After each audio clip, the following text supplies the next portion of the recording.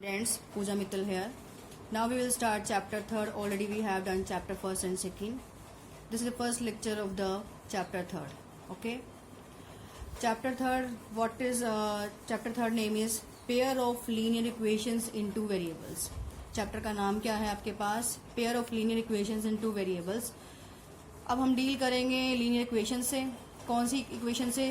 जो two variables के अंदर होगी और पेयर में होगी. ठीक है. पेयर मतलब पेयर दो हमारे पास क्या होंगी वैसी इक्वेशंस होंगी. पेयर का मतलब आप समझते हैं, नॉर्मल लैंग्वेज में हम क्या बोलते हैं, जो एक मतलब क्या है, जोड़ा बोल देते हैं हिंदी में. वैसे हम क्या बोलते हैं, पेयर मतलब जिसमें क्या है दो इक्वेशंस होंगी. ठीक है.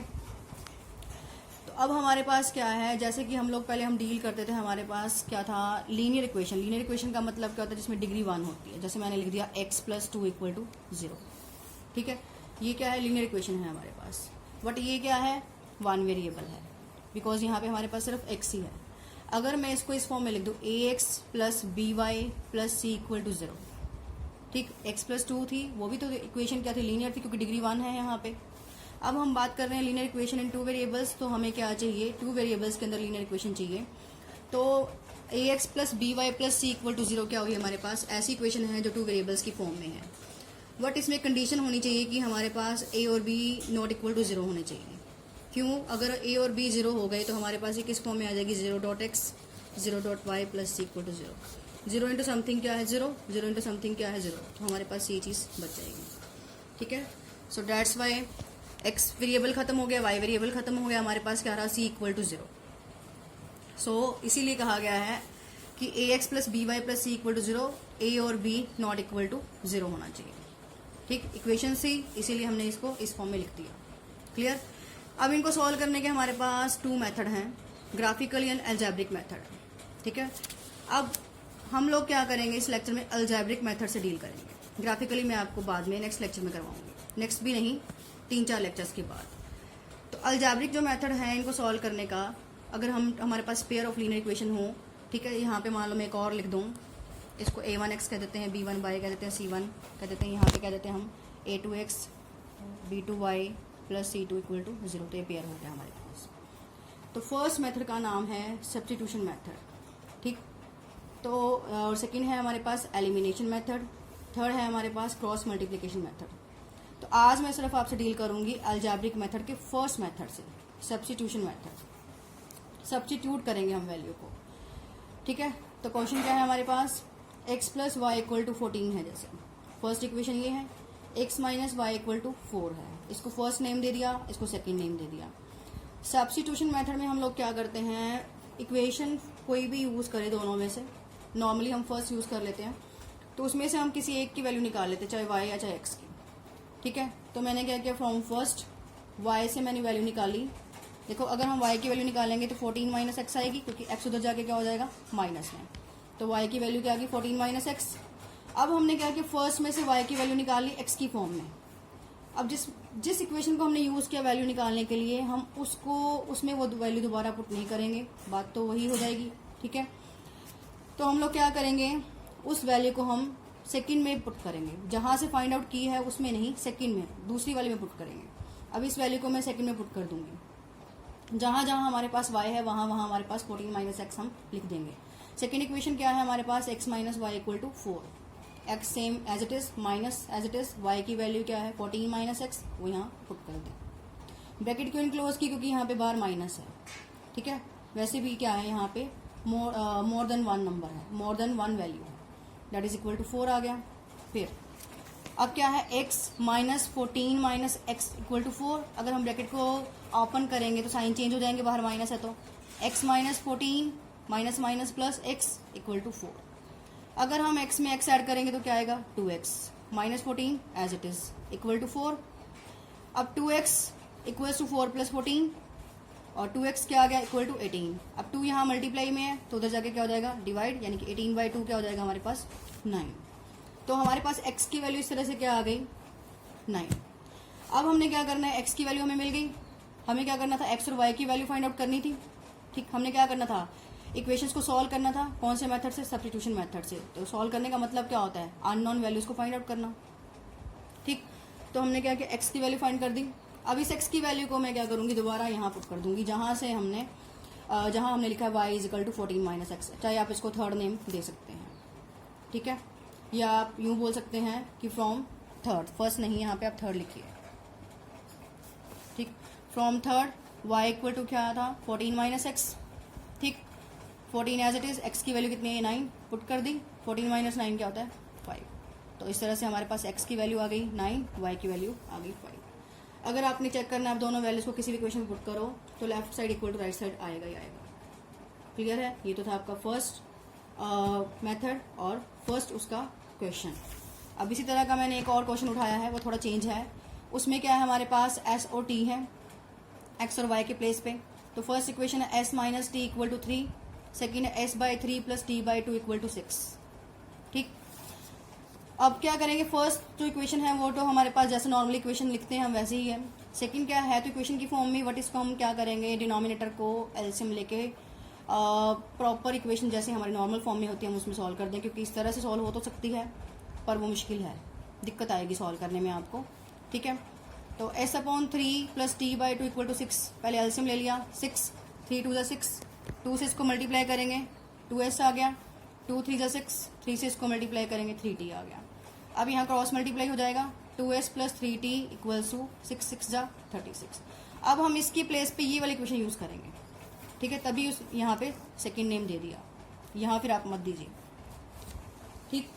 अब उसके बाद क्या है, फ्रॉम फर्स्ट में हमारे पास क्या था, s minus T equal to 3, तो s की वैल्यू फाइंड की तो क्या आएगी 3 प्लस टी। क्लियर है? अब इस s की वैल्यू को हमने जहां से फाइंड किया वहां नहीं पुट करना, सेकंड इक्वेशन में पुट करना है। अब हमारी सेकंड कौन थी, ये वाली इक्वेशन थी, that is 2s plus 3t equals to 36। अब इस वैल्यू को मैं इसमें पुट कर दूंगी, किसके प्लेस पर, s के प्लेस पर। So 2 into 3 plus T plus 3t equals to 36, 2 3 जा 6 plus 2t plus 3t equals to 36। 2t में 3t ऐड करेंगे 5t आ गया, ठीक। तो हमारे पास क्या आ जाएगा 5t प्लस 36। तो हमारे पास क्या है 5t इक्वल्स टू 36, 6 को उधर लेके जाएंगे -6 का हो जाएगा। तो 5t इक्वल टू 36 माइनस 6 30, ठीक। t इज इक्वल टू क्या आ गया 30 बाई 5 इक्वल टू 6। तो t की वैल्यू हमारे पास क्या आ गई 6 आ गई। अब इस 6 को हम लोग कहाँ पुट करेंगे, इस इक्वेशन में। इसको आप थर्ड भी नेम दे सकते हैं, s is equal to 3 plus T में। तो पुट कर दिया, s इज इक्वल टू, चाहे आप थर्ड नाम दे दिए चाहे आप लिख देना वहाँ पे, यहाँ पे थर्ड ही लिखिए, क्योंकि हर सम में मैंने फ्रॉम फर्स्ट लिखा हुआ नहीं लिखना, आप इसको थर्ड नेम दे दीजिए यहाँ पे, ठीक है ना। From third s is equal to 3 plus T, 3 plus T की वैल्यू कितनी आई 6, जिसकी वैल्यू पता है बस उसकी वैल्यू फिल कर दीजिए, बाकी एक्सप्रेशन आपका सेम ही रहेगा। 3 plus T equal to 3 plus 6 equal to 9। So s की वैल्यू कितनी आ गई 9 और t की वैल्यू कितनी आ गई 6। इस तरह से आपका नेक्स्ट क्वेश्चन भी सॉल्व हो गया। कोई डाउट है, कोई क्वेरी है तो आप पूछ लेना मुझसे। नेक्स्ट क्वेश्चन उठाया है मैंने रूट वैल्यू वाला, क्या है √2x plus √3y equal to 0। Second है √3x minus √8y equal to 0। अब वही फर्स्ट को यूज किया मैंने, √3y equal to 0 minus √2x को उधर ले गई, तो मेरे पास क्या आया √3y इज इक्वल टू 0 में से कुछ भी माइनस करते हैं वो नंबर खुद आता है, ठीक। तो यहाँ पे क्या आ गया माइनस √2x। अब 3 यहाँ मल्टीप्लाई में उधर जाके डिवाइड में हो गया, तो y इक्वल्स टू हमारे पास क्या आया -√2 अपॉन √3 और यहाँ x, ठीक है। अब हम इस वैल्यू को पुट कर देंगे सेकेंड इक्वेशन में, वही सेम फर्स्ट में से वैल्यू फाइंड की सेकेंड में पुट करेंगे। तो हमारे पास क्या आया √3x माइनस √8 इंटू वाई की वैल्यू पुट कर देंगे, क्या थी जो वैल्यू थी वो यहाँ पुट कर दी, इज इक्वल टू 0। अब √3x as it is minus minus plus, √8 को √2 से मल्टीप्लाई करेंगे कितना आएगा √16 अपॉन √3 इधर x इज इक्वल टू 0। अब इस एक्सप्रेशन को सॉल्व करेंगे, क्या है फ्रैक्शनल फॉर्म में है और प्लस है, तो हम एलसीएम लेंगे, √3 एलसीएम आ गया। अब क्या करेंगे हम 1 से √3 को अगर हम डिवाइड करेंगे, यही करते हैं नीचे वाले से हम इसको डिवाइड करते होते हैं, तो √3 ही आएगा, और √3 को अगर √3 से मल्टीप्लाई करेंगे तो क्या आएगा 3x प्लस √3 को √3 से डिवाइड करेंगे कितना आएगा 1 को 4x से मल्टीप्लाई करेंगे कितना आएगा 4x। अब 4x प्लस 3x करेंगे तो कितना आएगा 7x, और यहाँ क्रॉस मल्टीप्लाई करेंगे तो दोनों क्या हो जाएंगे, ठीक है, मल्टीप्लाई होके 0 ही हो जाएंगे। नेक्स्ट स्टेप मैंने दोबारा से वैसे लिख दिया, 7x बाई √3 इक्वल टू 0। यहाँ क्रॉस मल्टीप्लाई करोगे 7x is equal to 0 multiply √3, तो 0 इंटू समथिंग क्या होता है 0, 7x इजिकल टू क्या आ गया 0। अब 7 क्या है मल्टीप्लाई में, उधर जाके डिवाइड में हो गया राइट हैंड साइड में, तो x की वैल्यू कितनी आई 0/7 इक्वल टू 0, क्योंकि 0/समथिंग कितनी बार मैंने आपको क्लास में बताया है 0/समथिंग 0 ही होता है। तो ये वैल्यू मिल गई x की हमें। अब हम इसको पुट करेंगे थर्ड में, इसको थर्ड नेम दे दें y is equal to -√2/√3x, जहाँ x है वहाँ 0 पुट कर दिया, वही सेम बात -√2/√3 इंटू 0, 0 इंटू समथिंग क्या होता है 0। तो इस तरह से इसका आंसर क्या है आपके पास, x की वैल्यू भी 0 आ गई और y की वैल्यू भी 0 आ गई। Got it.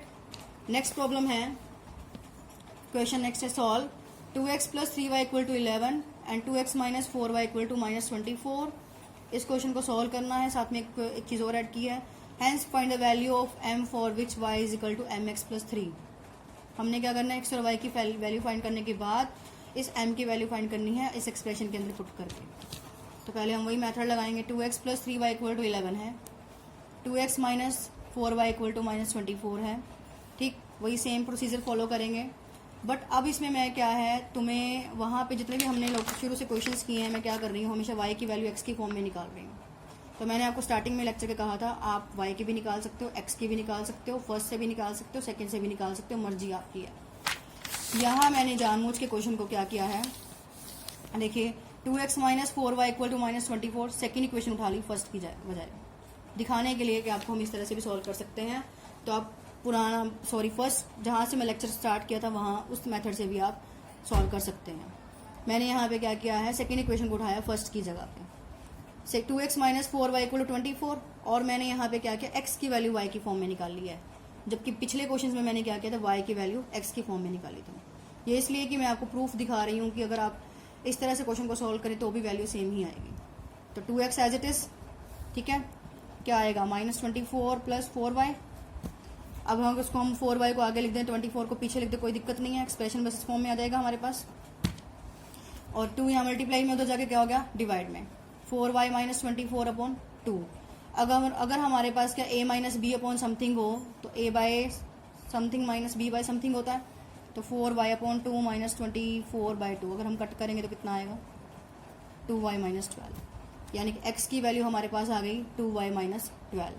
अब मैंने क्या किया था, सेकंड एक्सप्रेशन से वैल्यू निकाली थी, तो मैं फर्स्ट में पुट करूंगी। मैंने पहले ही बोल दिया जिसमें से आप वैल्यू फाइंड आउट करोगे उसमें नहीं पुट करोगे, नहीं तो हम दोबारा वही पहुंच जाएंगे। तो हम उल्टे सेकंड इक्वेशन में पुट करेंगे जिसको हमने यूज नहीं किया। अभी मैंने क्या किया था, सेकंड से वैल्यू निकाली, अब मैं फर्स्ट में उठाऊंगी। फर्स्ट मेरे पास कौन है, 2x + 3y = 11। अब मैंने क्या किया, x की वैल्यू y की फॉर्म में निकाली है, तो मैं क्या करूंगी, 2 एज इट इज x की जगह पे पुट कर दूंगी, 2y - 12 + 3y as it is = 11। 2 × 4y -2 × 12 24 + 3y = 11। 4y + 3y क्या हो गया नेक्स्ट स्टेप में 7y, ठीक है 7y। अब ये 24 माइनस में था, उधर जाके प्लस में हो गया राइट हैंड साइड पे, तो क्या आया 7y = 11 + 24। 7y = क्या आ गया 35, y की वैल्यू क्या आ जाएगी 5। कैसे, y = 35/7, ठीक है 7 5 क्या होता है 35, तो y की वैल्यू हमारे पास क्या आ गई 5। अब क्या करेंगे, इस y की वैल्यू को हम लोग यहाँ पुट कर देंगे, जहां हमारे पास था x = 2y - 12। इसको थर्ड भी नेम दे सकते हैं आप, ठीक है। तो लिख दिया x = 2y - 12, x = 2, y की जगह 5 - 12, x = 2 × 5 10, 10 - 12 दैट इज -2। तो x की वैल्यू हमारे पास क्या आ गई -2। अभी ये क्वेश्चन खत्म नहीं हुआ, हमने x और y की वैल्यू फाइंड आउट कर ली। बस इस क्वेश्चन में एक और बात उसने ऐड की थी कि find the value of y = mx + 3। तो y = m, x की वैल्यू पुट कर दी -2 + 3। नेक्स्ट स्टेप पे मैंने क्या किया, y की वैल्यू पुट कर दी। y हमारे पास क्या था 5 था, पुट कर दी 5 = m एज इट इज, क्योंकि m तो फाइंड आउट करना है, -2 m + 3। अब ये क्या है हमारे पास -2m और ये क्या 3, तो इधर जाके लेफ्ट हैंड साइड पे माइनस का हो जाएगा, 5 - 3 = -2m, 5 - 3 that is equal to -2m। इसको आप घुमा के भी लिख सकते हैं ऐसे, m की वैल्यू कितनी आ जाएगी 2/-2 that is equal to -1। Clear है। तो इस तरह से हमने आज सिर्फ वो क्वेश्चन सॉल्व किए जहाँ पे हमें इक्वेशन दी हुई थी ऑलरेडी, और हमने सिर्फ सोल्यूशन फाइंड आउट किए। नेक्स्ट लेक्चर में हम लोग क्या करेंगे, वर्ड इक्वेशन सॉल्व करेंगे, मतलब इक्वेशंस को भी हम खुद फॉर्म करेंगे, देन हम सोल्यूशन फाइंड करेंगे इसी मेथड से, ठीक है। और इसके हमने कुछ पार्ट सोल्व किए हैं, कुछ मैंने आपकी प्रैक्टिस के लिए छोड़ दिए हैं। आपको कोई भी डाउट हो, कोई भी क्वेरी आप पूछ सकते हैं। Thank you all.